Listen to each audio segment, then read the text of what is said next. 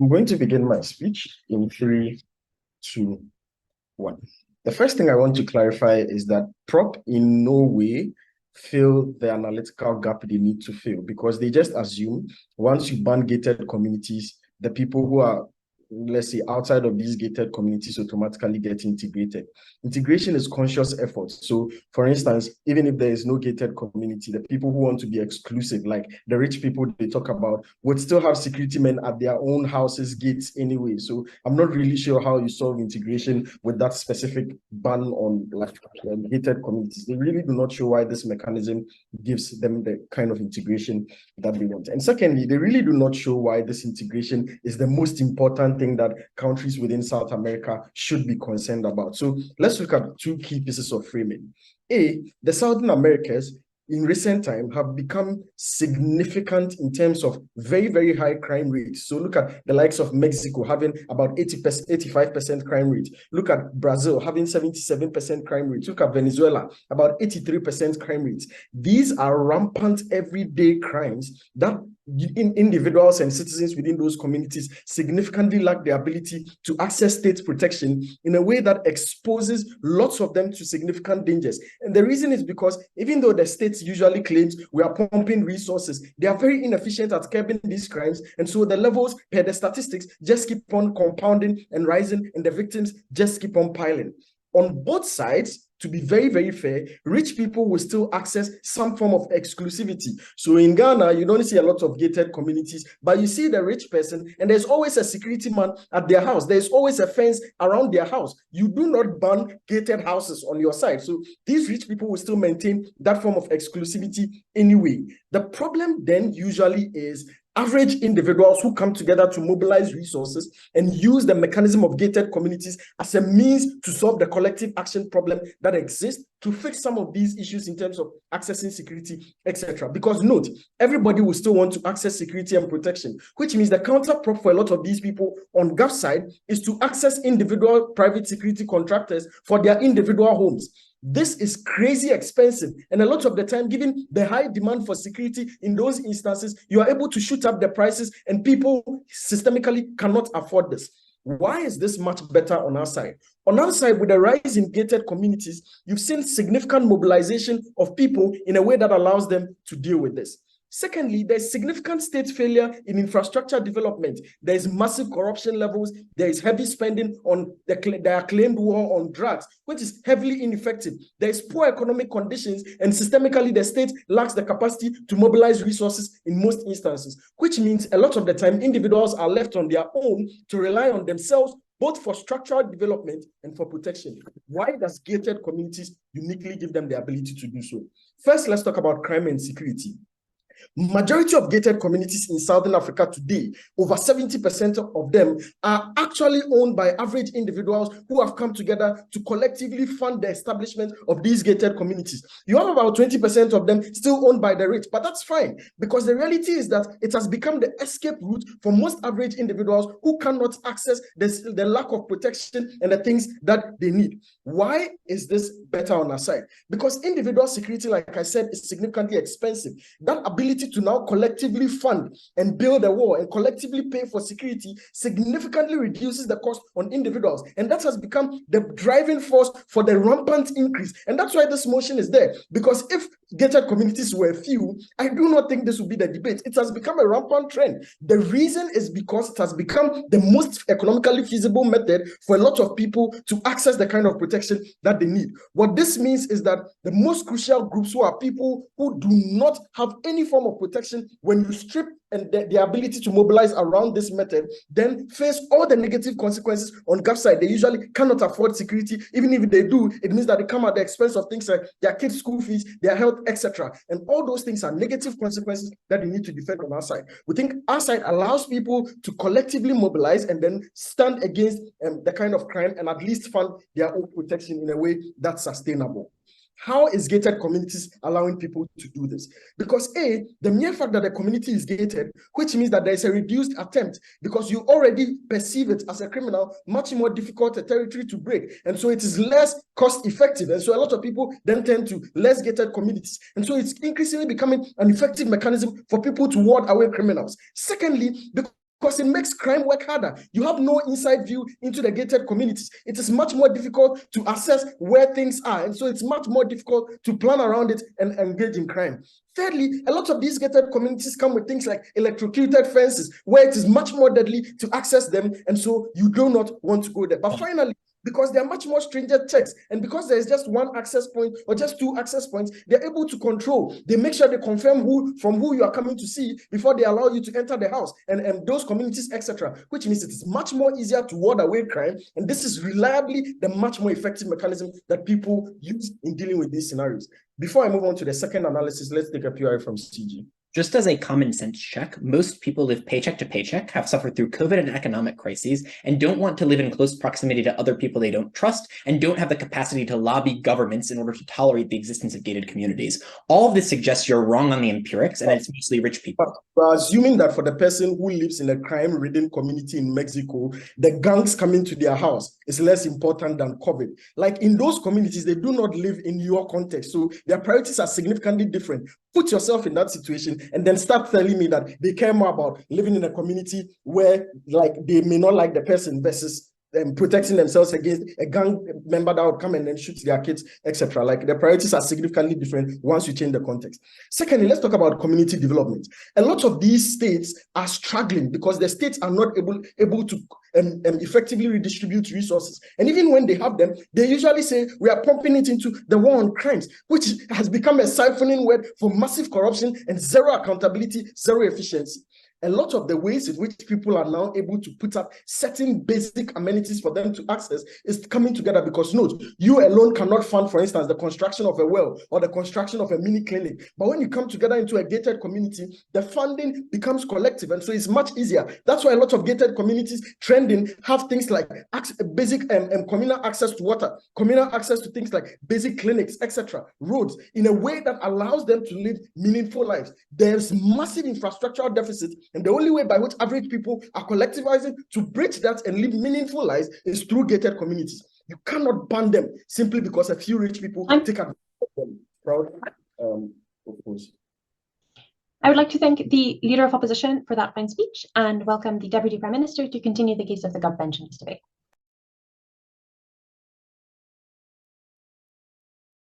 Okay, again, having some Wi-Fi problems. We'll keep my camera off, but can I be heard, just to clarify? Yes, you can.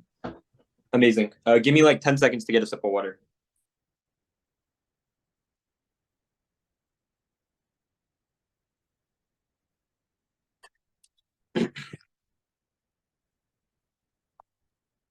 Okay, pulling up my timer.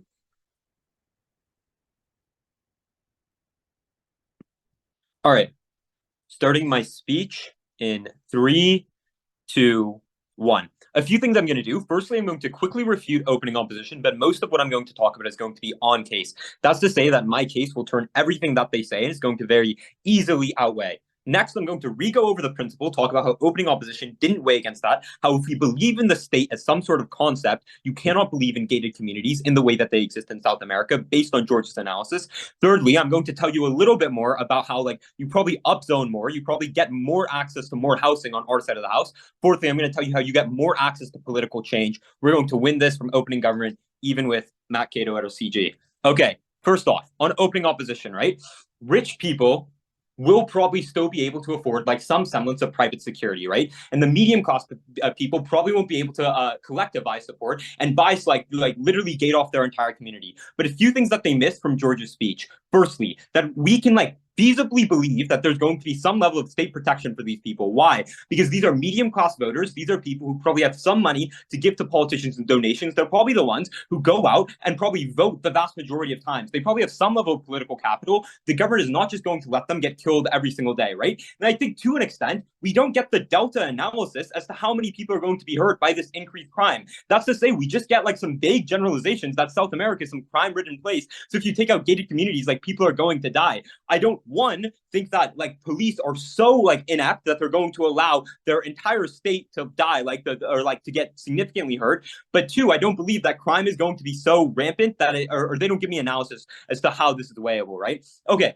But even if you buy that, I'm going to say some increasing crime is going to make people want to solve crime. How they want to solve crime is going to be good. I'll get to that later. That's turning their case. On this principle, right? Note, George gave you a few things. Firstly, that people are paying for areas. The polis is paying for areas that they cannot access. That's to say that you are paying for a big sanitation system for the entirety of Buenos Aires that these, like, say, for example, these private gated communities are using, and you cannot access these private gated communities. So you are funding an area that you cannot access, right? We think that this is principally wrong. If we believe in a state where everybody gets access to some sort of collective areas and that nobody can create a state within a state, then you cannot you cannot like principally believe that gated communities are correct, right? That's to say that if you do, then the logical extreme, the intuition bump, is that you are literally allowing rich people to create a state within a state, to have their own sanitation systems, to have their own water systems, to be able to use their own laws, and as such still be able to legislate on laws that people who basically live in a different country than them will have to abide by, right? So I think this is principally unjust. We get no refutation. We think that this is a priority unless they can deal with the principle here. Now, very quickly on housing, upzoning, shit like that, right? I think you're more likely than not going to get increased investment in these areas by big developers who are likely going to look to upzone these areas. What does that look like? Right now, you're seeing a shit ton of gated communities like throughout these areas that, yes, are owned by medium people, but guess what? They're like single family homes. These are like individual, separated out homes that cannot be capitalized for more than one parcel, one family in each home. That leads to a decreased use of land. That leads to an inefficient use of land. That leads to overpopulation and the creation of slums outside of these gated communities. That's to say that if you cannot meet housing demand, prices go up. Supply doesn't get met. House prices for everybody goes up, and quality of life goes down. On our side of the house, you probably allow more level for these rich developers to go in and build apartments, allow more people to live in these areas, which then thus allows for decreased housing prices, right? Okay, given that, that affects more people, that affects everybody, especially the vulnerable who can't afford to live in a feasible house. On our side, we better the housing market. Okay, now on political capital, right? I think at the end of the day, if you're going to be so concerned about crime, and if there is an uptick of crime, you're going to be more incentivized to solve it, right? That's what I'm going to argue. I'm going to meet every burden here. Right now, people are separated from poverty, separated from crime, separated from the reality of their country. Why? One, they live without anything bad, essentially, and in an area where they have everything. That's to say that these gated communities probably have some contracts with some supermarkets, probably have some contract with some gyms, where you can live within this gated community for free. There are schools here. There's shit like that. You don't need to exit your community, and there's nothing bad here. Secondly, right, you're probably all staffed by this main like gated community that probably tells you don't complain about the outside world, like don't like piss off our patrons, shit like that, right? So workers aren't like telling people about the realities of their situation. Yes, they probably have some semblance that their country is poor, that their country is suffering, but if you don't see it, that's a major difference. Without gated communities, you see this is going to be far more visible and far more impactful on these lives. A few things here. Firstly, there's likely going to be more homeless people and beggars within the area. That's to say that because these people are rich, they're probably more likely to be able to give off like $1, $2 like to homeless people. We're probably going to see more homeless people throughout these areas. Two, there's probably going to be more unregulated shops and mixed shopping centers. That's to say that you're probably going to see like more restaurants that weren't previously vetted by this like bougie gated community now coming in, bringing in workers who aren't under the sort of regulation training, can probably talk about and spread ideas about how shitty the country actually is. Thirdly, right, you're going to probably see like more crime within the area. And this is like something that I'll bite, that yes, you'll probably see more crime because more people probably view this as like a nice area, that they're probably going to try to burgle shit like that. You're probably going to be more exposed to people who are suffering so much that the only way they can survive is by like stealing bread at a grocery store or by burgling a house at night, right? You're probably going to see more drugs, more shit like that. You're more exposed to the realities of the world. Why does this cause rich people to act, particularly within these areas? I think a few things. One, empathy. Most people aren't shitty, but if you can separate yourself from every single problem within your country, you have no internal desire to act on it. That's to say, you do not feel connected to it. You do not feel like it's in your life. But secondly, you have self-interest now to decrease crime and to decrease the homeless populations because you don't want that where your kids are growing up. You don't want that in the areas where you are. That's the same incentive why you created these gated communities in the first place. Thirdly, you probably build some semblance of relations with people within those areas. That's to say, you probably meet new shop workers. You probably like maybe talk to a homeless person, etc. You probably build some level of empathetic relational connection with people. Why does this? So this then pushes you to act And like, why do you have the capital to act? Why can you actually make a change? One, you're rich and you're like well collectivized. You're all in one area. You probably have some semblance of a board. You're probably pretty scared about like the increases in crime, shit like that. This looks like lobbying for increased welfare. This looks like lobbying for better policies that keep people off the street, because that makes your life better. That makes your community better. You're not going to fuck them over with tough on crime policies, because it is empirically proven that tough on crime policies just increase crime, increase homelessness. You don't want to do that to your area. So what you're going to do is you're going to pursue better policies such as welfare that are going to be more effective and lift people out. I think all of this wins on weighing. One, on scope, this affects the most this affects the vast majority of the population. This affects all of politics. On intensity, this affects like people in a very direct and in a very meaningful way, because now they're likely to get more state support. And like on vulnerability, you're helping out the most vulnerable populations. Thank you. I would like to thank the Deputy Prime Minister for that fine speech, and welcome the Deputy Leader of Opposition to close out top half. Here.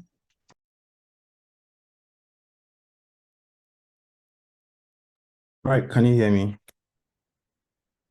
And can you Yes. see me? Cool. Yes, can see you now as well. I'll take POIs within the chat space. Andrews, can you do that thing while you time for me? Like sometimes my stopwatch just disappears on me. Yeah, my checking.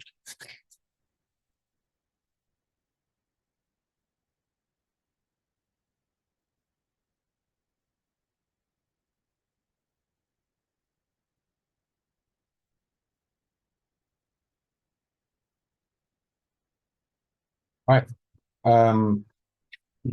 I begin in 3, 2, 1. What I'm going to do is respond to some extraneous things, because I think what I'm just going to analyze would show why we take out opening government and subsequently closing government, and why we take the debate in itself as a whole. First of all, there are a couple of extraneous things which I'm going to respond to. The first is the ridiculous assertion that these individuals are going to live like a state within a state and have their own laws, things like that. A couple of reasons that's not true. One, it is not legally feasible, as it is secession. It means that you need to go through the whole secession process, and I'm not sure they proved that. I don't know why I should waste my time counter-proving that. Secondly, the state still has jurisdiction over the land because it's inherently owns it, so you don't have the ability to do so. You still require state services like police, courts, etc., which have a higher startup cost. Secondly, they say that there are incentives or capital for you to be able to act on behalf of everyone in improving the material conditions. I need you to be able to note that even if this incentive exists, there are a number of ways in which they are expressed, right? Like you could choose to just isolate yourself, go and live in a mountain mansion somewhere and not do these kind of things. But then even if it is true and it works, they do not show how it is sustainable per their own context, where a lot of people do not have these services and therefore are going to flock in order to access these services. So I do not think that in itself is true. I'm going to deal with this holistically in a manner in which like I never really debate that.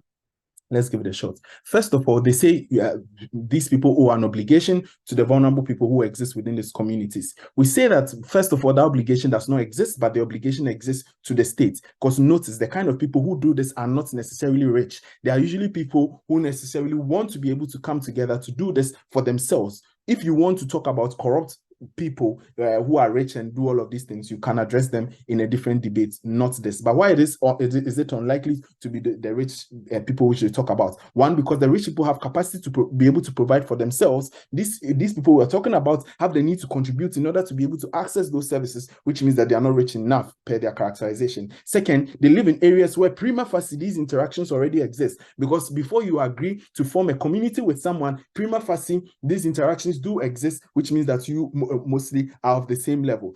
Thirdly, without gating, house prices usually across the world tend to align because they are priced based on the prices of the other house, which means that you are more likely to have a uniform demography, especially on the basis of the economic distribution. Then why don't these individuals owe a responsibility to those vulnerable people they are talking about? One, like I've already proven that these guys don't even exist in the first place. One, because the state has social contracts with those individuals and therefore they owe them that responsibility. Secondly, state controls the taxes and resources as a whole, of which these individuals have a pool. Thirdly, they control legislation which they has the ability ability to repair these things. And it is not these people because it is an additional burden onto them. Secondly, it handicaps them even after they have paid their taxes, because more people requires more resources. It is also unfair because they are not culpable for the instances or the circumstances of these people, and in principle they have equal access to the state also. But in practical terms, there's a collective action problem, because this requires a large number of resources to be able to provide for everyone, especially those vulnerable people who essentially they say they cannot pay. So on these two levels, they do not owe them any obligation. Why? Their main claim is on accessibility. Why don't they get accessibility? Because for all of the incentives which they mention, we say that most likely what these individuals are going to do, especially for the rich people, as they claim, would isolate themselves. Why? Because for the very same incentives which they point out, not wanting to interact with them, not wanting to engage with them in most of these instances, means that they are likely to take their buildings far away, or provide private security for themselves and actually enclose their own area by providing security, buying dogs and things like that. Let me analyze this based on the specific items. On security, there is an increased rate of violence which is likely to occur in most of these instances, and the poor gets the spillover effects. Why is this so? Because you begin to now situate important assets, which, for the context which Andrews has given you, most of the gangs in this area begin to target, which means that even if you have vulnerable people living around them, the rich, who are the essential targets, do not get affected by this to a huge degree. One, because they have insurance. Two, because they have capacity to invest in private security. But now it means criminals are drawn, who most likely arm themselves far more heavily, and you are more likely to have those street shootings, etc., which affects the poor people on the road. Secondly, in terms of amenities, notice that for amenities to even exist in the first place, we require the collective action in order to do so. To the extent that they say these individuals are poor and cannot be able to afford these things, it means that these individuals cannot contribute in the first place.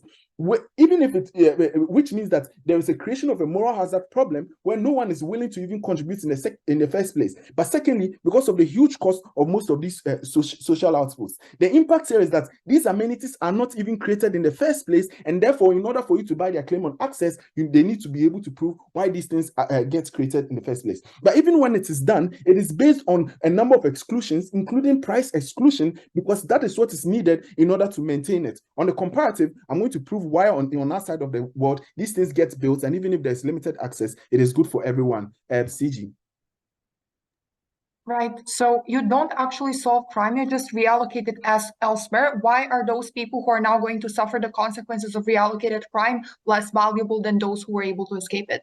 Yeah, like you say, like crime is like something which exists and then it's shifted all around everywhere. When people don't have the ability to commit the crime, they don't commit it. Like all the analysis in Andrews tells you that when people know that they are going to get caught, they will not be able to do it. They will be killed or whatever it is. They don't even do it in the first place, and most likely you'll try and go and find a job or something else. I don't know why that's a reasonable POI. What's the comparative? The comparative on our side is that it is built because we remove this collective action problem. They also have the resources to equally contribute. So it means that even if there are vulnerable people who get to live on the outside of these communities and there's limited access, they still can't be able to, and there's limited access, it is still far more beneficial than on their side of the world. But on our side, even if people pay, like for example, and let me give you a very developing country context, people pay on a daily basis to access the toilets or to access washrooms and to even shower on a daily basis because they do not have the startup capital to do this, which means that if we're able to build massive social amenities, we can be able to lease them in a way in which it is far more sustainable and can be able to benefit different members of the community. Like, secondly, you increase economic activity within those areas because once people know that there are rich people around here, they are likely to come and live outside of the walls. They are likely to generate businesses on the outside. Even if they have all businesses, most businesses inside, people will still have incentives to create these things. Why? Because those people need employment, they need house helps, they need security guards, they need people who water their gardens, etc. That chain you create then means that businesses have an incentive to be able to move into those regions, which is very, very good for them. What does this mean? It also gives increased capacity to be able to invest in these social amenities, which means businesses tend to contribute. The increased employment also means that these people have money to contribute to these things since they get paid, and you're able to increase access on our side. Thank you.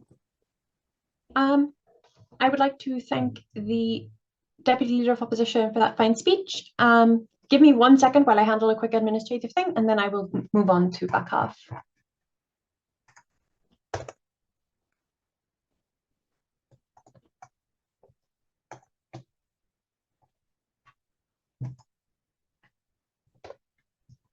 All right, administrative thing is handled. I would now love to welcome the member of government.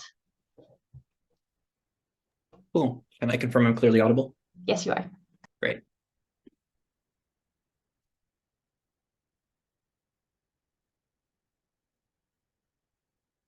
First, economic efficiency. Second, crime. Third, principle. Responses to opening opposition. Opening opposition says on their side, firstly, that rich people will just pay for private security in their homes. Maybe this is true in some instances, but this is A, more economically inefficient, which means that they are likely to look for alternative solutions if those are available, and B, does not provide the same degree of security as a literal wall between you and your family and the broader populace. This will be important later when I talk about alternatives. But secondly, if debating has any intellectual value at all, you cannot believe the claim from opening opposition that gated communities are made up of poor people who are engaging in some kind of collective self-defense against crime-ridden cities. Note that most people, empirically, in South America and elsewhere, live paycheck to paycheck. They've suffered through COVID. They've suffered through economic crises caused by supply disruptions in the war in Ukraine. They don't have the money to pay to live in a gated community. What are the steps, actually, that are required to live in a gated community? First, you have to pay for things like private security, which are highly expensive and run large year-on-year benefits. Secondly, even if you can pay for security collectively, you need to lobby the government to tolerate it, which requires you to have political linkages with that administration, which most poor people don't have, because if you just set up an autonomous gated community without filling out a permit, getting permission from a housing association, the government will crack down on you. But thirdly, they don't want to pool money together with other poor people because you don't want to live close to other impoverished people in case you're worried about them being crime. So you do get a moral hazard and a collective action problem that prevents impoverished people from establishing these kinds of zones. What is the implication of this argument? This rebuts the crime argument that opening opposition gives us, because it relies on the untrue premise in its entirety. But also, if it's true that this ban does reduce crime in the gated communities, which is an impact that accrues only on the most rich, the impact of this, as Paula points out in a POI, is you reallocate crime elsewhere, which concentrates it in other low-income areas. So in our absolute worst case, crime happens at the same rate, it's just more dispersed. I'd posit that's symmetric, but at least on our side, there's less moral luck involved, right? It's not concentrated on some people who just by accident of birth got stuck in a really screwy area, and there's no reason done on their side as to why people living in gated communities are more deserving of being better off. The final claim I want to address is this claim about economic activity. This is fundamentally constrained with the gated community. Why? Because if it is true that outside of these gated communities, these cities have 80-90% crime rates, which are true in some contexts, but not others, it is probably the case that you can't have businesses that have linkages outside the community as well, because if businesses move in, that exposes their assets to risk and they'd be very scared of doing that. This means the kinds of businesses are likely to operate almost wholly within the gated community, so it's unclear you get massive economic spillover. It's also probably the case that you only have a small number of workers being able to come in at any one point, which means it's unclear that there's massive macroeconomic benefits that trickle down to large numbers of people. Why do we resolve major economic inefficiencies on our side? I'll be attacking the debate on two angles here. First, on impoverished people, second, on macroeconomics and construction. Let me frame firstly what the status quo in a lot of these cities looks like and be the first team to do so. These cities are not planned cities outside of like Brasilia, which is the only example I can think of. These cities look like Bogota, where you have pristine gated communities in very close proximity to suburbs where you have high rates of drug crime. It looks like Lima, where you literally have laws passed that prosecute trespassers who enter and work illegally in gated communities in search of economic opportunities. It looks like Sao Paulo, where you have the top fifth of all high earners coagulated in specific gated communities, send their children to school there, and live their entire life there. What is the benefit of banning this to impoverished people? The first benefit is that more rich people move out to other areas of the city. This is fairly trivial, but when you do not have private security subsidized to you by the state, you are unlikely to live in the same area and you are likely to disaggregate your assets elsewhere. Note the framing earlier, which is what the benefit of more rich people coming in is. This brings job opportunities with them. This means you get maids, nurses, and things like this employed at differential parts in the city. But secondly, you give more laborers the opportunity to work within wealthy areas rather than joining a gang. Right now, strict quotas and background checks keep these impoverished people out of these cities, and they often wind up turning to crime as an alternative. What happens on their side is you join a gang and you become incredibly impoverished, and you have this record on your criminal record that means you can never enter the gated community or other jobs in the first place, and as a result, you lack economic opportunity and become stifled and segmented into that. On our side of the house, we give laborers the opportunity to work in wealthy areas that are otherwise foreclosed to them in fairly large numbers. Note that this is a more comparative impact than opening government, who largely concentrates this on the benefit of people who are able now to come in to a small degree. We've proven the tipping point on that argument. But secondly, macroeconomics. Note that in terms of construction in the status quo, you have what's called closed loop infrastructure within gated communities, where you have self-sufficient communities that are attractive for investment, bringing in a small number of laborers and small companies for accessing higher paying jobs. On our side, when you don't have a wall that exists between the gated community and the rest of public infrastructure, you now get infrastructure connections. What this looks like as an illustration is you can connect high income areas via things like public transit directly. So now poorer areas of the city now have public transit to luxury shops where people can work, and more laborers workers are able to access jobs there. But also, you can now take that income back at those higher income companies to families that live outside, causing increased lack of poverty within these less wealthy areas due to things like the money multiplier effect that allows these individuals to patronize their own mom and pop shops in those areas and benefit the city. This creates a cyclical feedback loop whereby you make areas outside the gated community more wealthy while simultaneously connecting these people to infrastructure that allows them to access more jobs that otherwise would not exist. But secondly, you now no longer pay for wall maintenance or extra police protection. So now you redirect this funding elsewhere to a large extent. Finally, transit networks. Note that in the status quo, because you have post-COVID and supply chains, you have major cities with large urban transit networks that were built on the expectation that people would use them regularly. The problem is use has not increased much. When you have linkages between these rich areas and poor areas, you increase the use of public transit. Why? First, rich people use them now, intuitively, at least to some extent, but also impoverished and middle-class people now commute more into high-income areas as a result of these abolishments, which means that now year on year, these transit firms make more money, which causes a bolstering of the economic situation within this country to a large extent. The conclusion of this argument is you get vast economic dividends for large portions of the city rather than small ones. We think that that's pretty good. Before I explain why you get significantly more political capital to combat crime, I'll take a point of information from opening.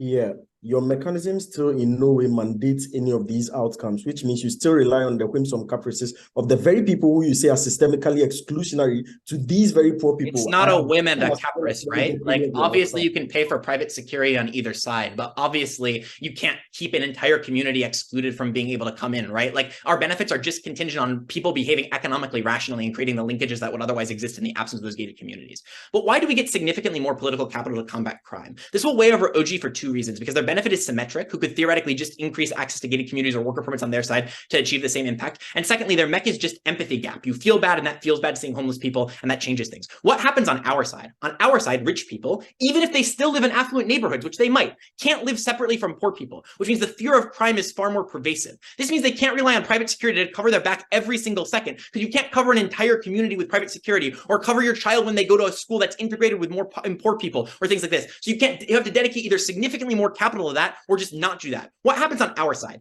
In the status quo, the cost of paying for a gated community is low. It's self-sustaining. It's more expensive to lobby the government for better welfare or better criminal justice policies. On our side, we raise the cost prohibitively to pay for a gated community because we ban them and you can't pay for alternatives, which means we redirect the support to actually dealing with these problematic policies. The impact of this is simple. You get more investment in things like breaking up crime rings and rooting out gangs and spread wealth across the city more as a consequence of more investment coming into crime-ridden areas. This argument beats opening government because it explains how integration happens, and it weighs over opening opposition because it fills in the empirical gap in their analysis about the way gated communities look. Because I flipped all of opening opposition and analyzed with rigor the mechanisms in closing up government, I'm incredibly proud to stand in CG.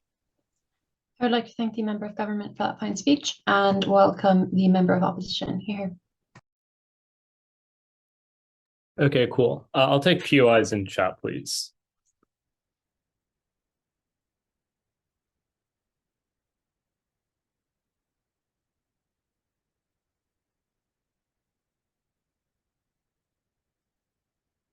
Starting in 3, 2, 1.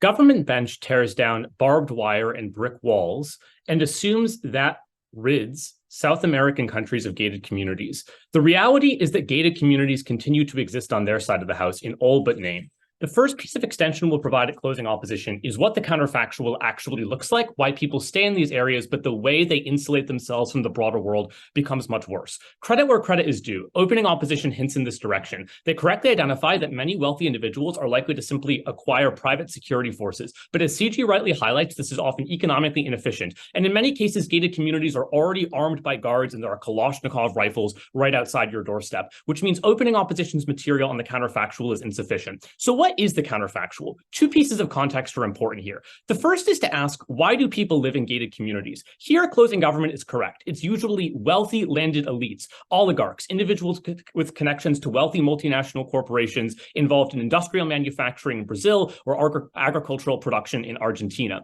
Importantly, these individuals often choose to live in gated communities, even though often is inefficient, even though it does isolate them from the rest of the world, because they have an intense fear of being exposed to the outer world. They read media that intimidates them about what the outside world looks like. They often harbor racist preconceptions about what people in the quote-unquote underclass look like. They are terrified of crime because that's all they read about in the headlines, and the self-fulfilling bubble they live in often reinforces all those biases. Thus, the reason people opt to live in gated communities, even though it's often more expensive and often more disjointed from the major amenities at the heart of a city, is because individuals are intensely afraid of what the broader world looks like. The second piece of context is again hinted at in Closing Government. Where are most of these cities built? In the vast bulk of cases, gated communities are largely built on the outskirts of cities where they are somewhat proximate to slums like favelas in Brazil or middle-income territories where large numbers of not wealthy people live. The structural reason for this intuitively is that it's often cheaper to build in these areas, and very many of these cities were built many decades ago, like for example during the 1950s and 60s during the Reconstruction era. And since then, the outgrowth of cities outside of major areas like Lima or Bogota or Mexico City means that there are now slum-like areas on the periphery of these gated communities. This establishes important context because it means there are large numbers of people living in gated communities who presently feel content because there is a 10-foot tall wall blockading their daily lives from the scary world outside. On their side of the house, the wall goes down.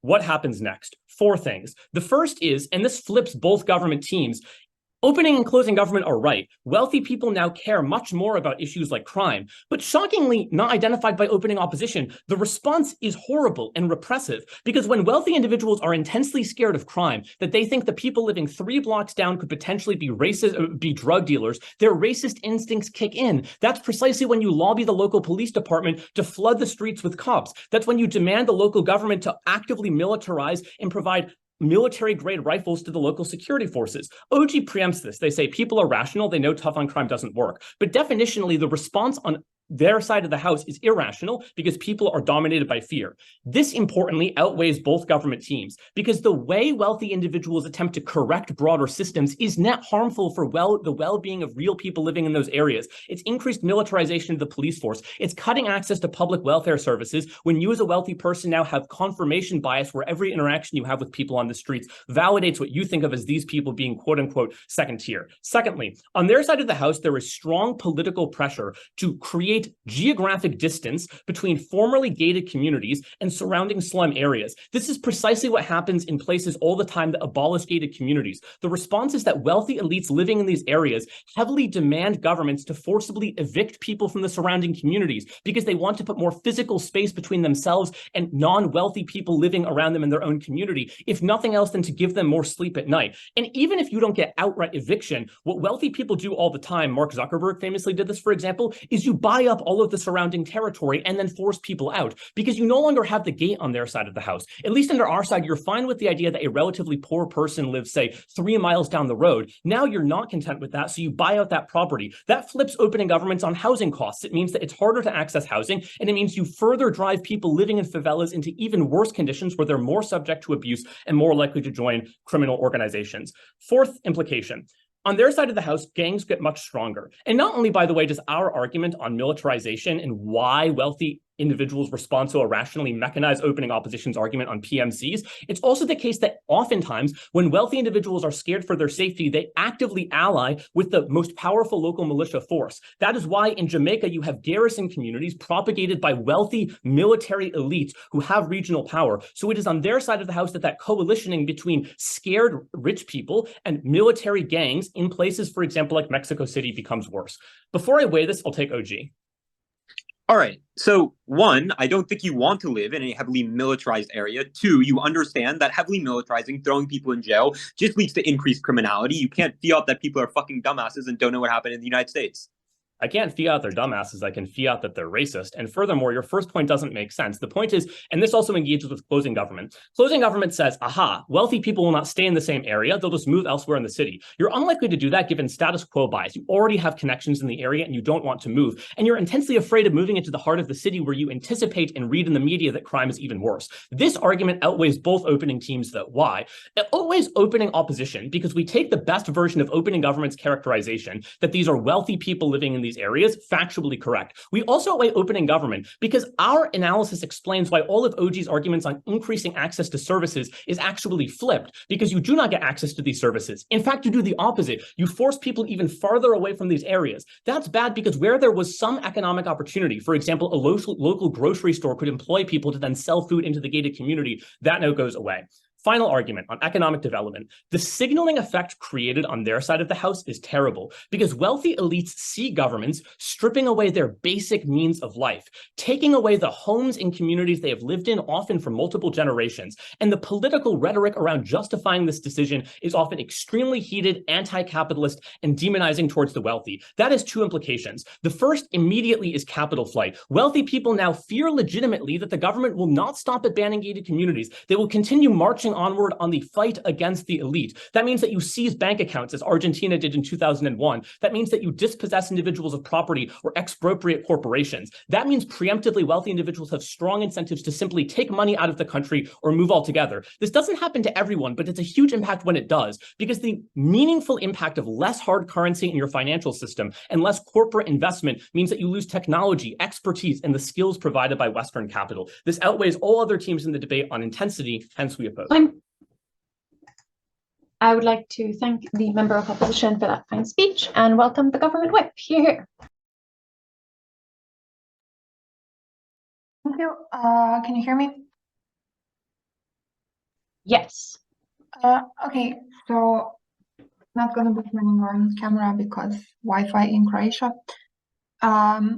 Okay, I'll start my speech in 3, 2, 1. I want to deal with closing opposition. I'll just go team by team, but firstly dealing with closing opposition. So closing opposition asserts a couple of things. Firstly, they assert that primary response is going to be tough on crime, and then tough on crime is something that is always uniquely bad. I would like to challenge this because firstly, we can see empirically just that sometimes tough on crime works. Notice that these areas have a lot of issues with gangs and gang violence and all these sorts of things, which are causing massive harms to the populations that exist there. Yes, in El Salvador, for example, they have massively cracked down on gangs and all these sorts of things. And yes, few innocent people have suffered, but this is something that ended up being a popular decision because they have literally like purged them of all of like criminals and all these sorts of things, which on scale benefited more people. But also secondarily, even if it's shown not to work out, there are electoral incentives of politicians. Like, for example, if like closing opposition is right and a lot of people are going to be suffering because of this, there are going to be electoral incentives of politicians to not, how you say, continue this and try other measures and all these sorts of things, and like to try different solutions. But thirdly, we say that like at best, what like rich people are going to do, in the worst case, rich people are just going to buy up all like the land and property in order to push the poor people out, which is possibly bad, but note that the status quo is that these people are shut out anyway from the opportunity to like access these communities and all these sorts of things. And the reason why we win is on a margin of allowing more people to at least work in rich neighborhood and all these kinds of things. But secondly, they assert that like the reason why the rich are going to react in such way is necessarily just because they're racist and all these sorts of things. I would like to posit that this is not something that is true. Firstly, notice that vast majority of people who are like rich business owners and all these sorts of things, they have gone through like Western education and they have been like indoctrinated like in the like Western, how you say, universities and all these sorts of things that are quite liberal today and all these kinds of things. But also secondly, rich people probably have some kind of like reputational concerns in order to like not to be perceived as racist, like if they want to like climb out the political ladder, or if they like want people like to keep, you know, buying from their businesses and all these sorts of things, they do not have an incentive to be racist. And this is definitely a stronger analysis than CEO just saying, they're racist either way. Next, they say that gangs are going to get weaker, but notice gangs are going to,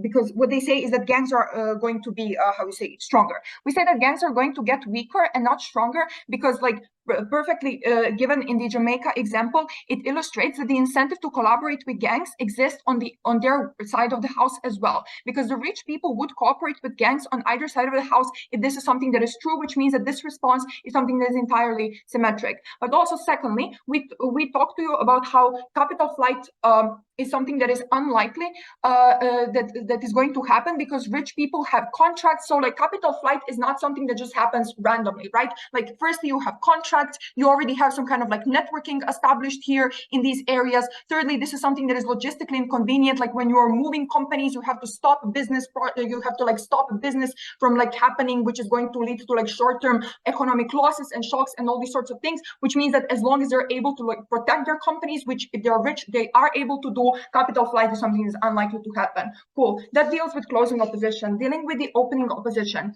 So the first thing that opening opposition says is how you say that like people who are poor are able to like protect themselves from the crime and all these sorts of things.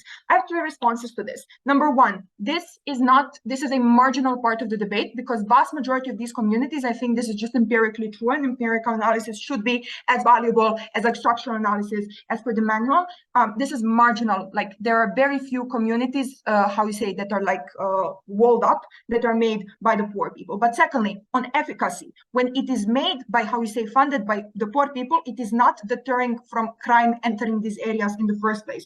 Why is this so? Because if it's funded by low and average income individuals, you need expensive technology to run background checks and all these sorts of things, which like the poor don't have. Secondly, you need like well-paid guards that are not going to let, you know, criminals go enter because they are going to bribe them and all these sorts of things. Thirdly, you need guards that are, you know, like in large number, that are able to deter criminals and that are able to like have weapons and they can stop them and all these sorts of things, which means that on efficacy, they're probably already losing. But third response to this is why you shouldn't be weighing this argument massively, because there is a problem-solution mismatch on their side of the house. They're not deterring crimes from happening in the first place. They're just reallocating it in different areas. Why is this something that is massively problematic? Because even if this works, this is not going to solve the crime, and there is no value in this argument because the harm is still going to exist. It's just going to be directed on other people. And the reason why you should not weigh this argument as debate winning is that one moral actor was able to escape crime because of like lottery of birth and like good luck,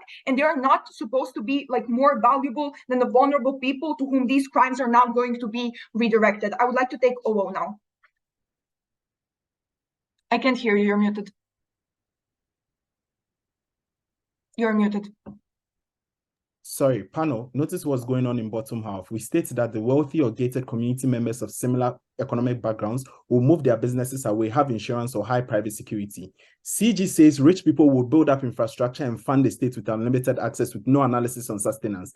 CO says that they will lobby the state to flood the community with policemen. How are any of these things cheaper or economic alternatives, coupled with the claim that thank you. target for our communities? I think we deal with this already in our extension, but like I'm just going to move on to the rebuttal. So basically, what also says is that these people, this is going to be symmetric response because like these people, rich people, can just hire private security, and this is also how we are extending over the opening government because they are not dealing with this. The reason why you are not going to do this is because you literally just can't. Like it is more expensive. Like you can't have all the upper middle class followed by, you know, expensive bodyguards 24/7 when their children are going to school, when they're going to work, and all these sorts of things. Sure, some people at the top of the echelon of the socioeconomic ladder are going to be able to do this, but this is not something that is applicable mechanism for mass majority of people. Therefore, this is not going to happen.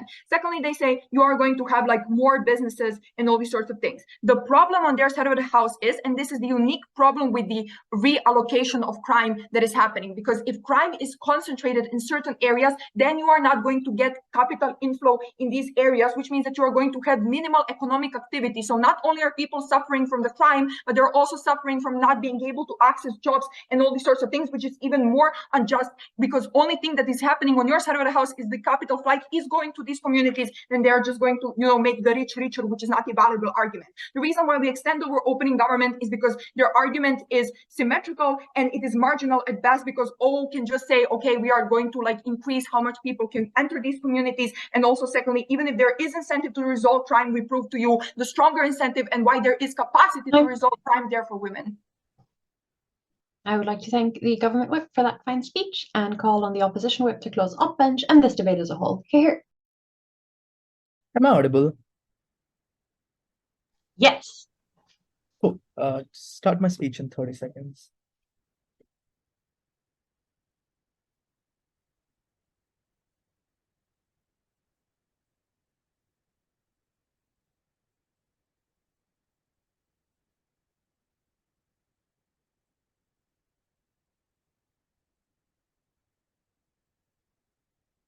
Speech will start in my first word.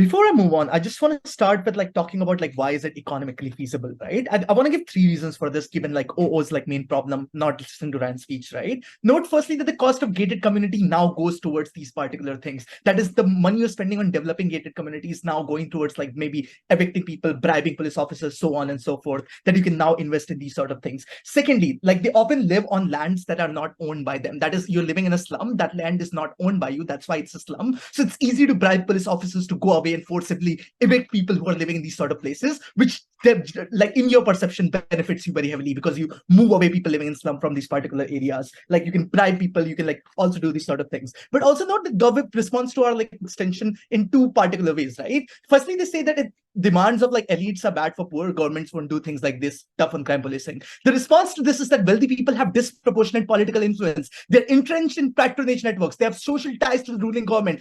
They donate money to campaigns. That's why the wealthy get their way and so forth. Like the implications of this is you likely get things like more segregation. You can even get policies like those passed on. Note that places like these are relatively like more corrupt. So it's much easier to get your way compared to more like Western liberal democracies, right? Second, government web says that the rich people aren't often racist. They went to liberal university. Setting aside the fact that this is factually incorrect, here are 3 reasons why these people in gated areas are racist. First, the motion is a policy. So they can't eliminate the decades people have spent in insular gated bubbles where they've only interacted with other elites and shit-talked other people who lived in slums. Those years have ingrained social biases. Secondly, wealthy individuals often harbor internal and subconscious bias against the poor. They view them as lazy or violent or dangerous. Thirdly, there's negativity bias in the media. Even if these people are morally good, they see so many stories of violence and gang massacres that they grow irrationally scared of the outside world and the people in it, right? But also note, like when they come and say, oh, you don't have incentive to collaborate with like stronger gangs, note that this is like far lesser now. That is, firstly, you didn't have incentives to fund like gangs and so forth. But note on our side of the house, you see it as a last choice. That is like the richer gang members seem like a better alternative than poor slum people who you like your racist perspective makes you feel are like not as bad. So note that this incentive like moves towards in our sides and you get more of this like on our side, right? Okay, secondly, note our extension wins the debate outright for several reasons. Firstly, we mitigate the benefits of both government teams. We explain that you still get exclusion on their side. This isn't binary. OG might be right that you get a bit more access to amenities, but our impact on capital flight, police militarization, forced eviction, which we tell you is a very plausible strategy in many situations, given the biases these people have, given that it often doesn't require a huge amount of capital because you can just bribe police officers to evict people who don't live on the land that they own, means that you're able to do this. And this is much more intense because now they have to move into areas that were the poorest before, but now are going to be richer. So they're not able to afford this. And they face this like moving back and forth every time. They're not able to capacity. They just get thrown out of this area. We also accept OG's principle and just explain the outcomes are bad. That is like if the utilitarian weighing on this is bad, like I don't think OG's principle wins outright, right? Second, we outweigh CG. Their arguments are marginal. Rich people usually aren't using public transportation. They're usually using private automobiles are being driven by chauffeurs. So the argument on public transportation or getting public transit is small, especially since wealthy people often look down on public transit as being dirty, as not being up to their standard. The argument on economic development is also marginal because we explain that these people are very likely to stay in these areas where the gates used to be. Our extension on marginalization is more impactful. Thirdly, our argument comes logically prior to OO. Look, OO is fair to say that people will just hire contractors anyway, but that just symmetricizes Gov bench at best. Our argument is more offensive. We explain how things get far worse outside of this area, how you get less access to housing, how you get slush fund for welfare, how you get more violence and so forth, right? But I'll take a PI from OG before I move on into more things. All right. You are contingent on your analysis that everybody is a fucking horrible person and has no empathy. We are living in a world where people are globalized or on social media. Youth are going to see people suffering. They're going to be more connected to their country than ever before. Wouldn't that just push the Overton window more so with the most politically capital holding people? Nobody has refuted that.